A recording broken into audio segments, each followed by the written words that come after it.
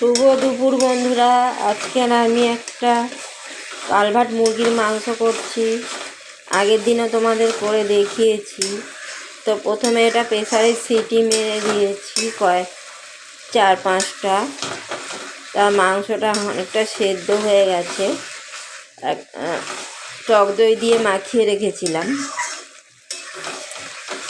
এখন এর মধ্যে সমস্ত মশলাগুলো দিয়েছি, যা যা দেওয়া হয়: আদা, রসুন, পেঁয়াজ, টমেটো, কাঁচা লঙ্কা, গোলমরিচের গুঁড়ো, জিরে গুঁড়ো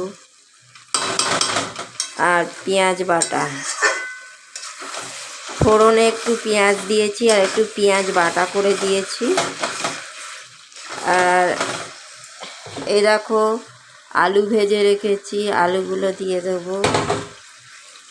মাংসটা প্রথমে একটু কষিয়ে নিচ্ছি, অনেকটা সেদ্ধ হয়েই আছে। দেখো কালারটা কিরকম হয়েছে। তো তোমরা কে কে খাবে চলে এসো ঝটপট। শাহি গরম মশলা দিয়ে কষাচ্ছি।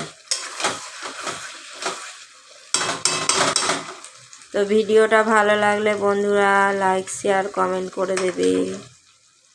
সাবস্ক্রাইব করতে ভুলো না।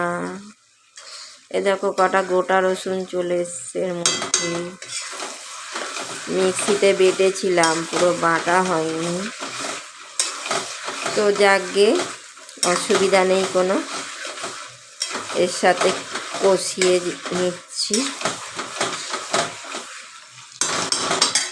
তো আজকের মতো ভিডিও শেষ করছি। টাটা।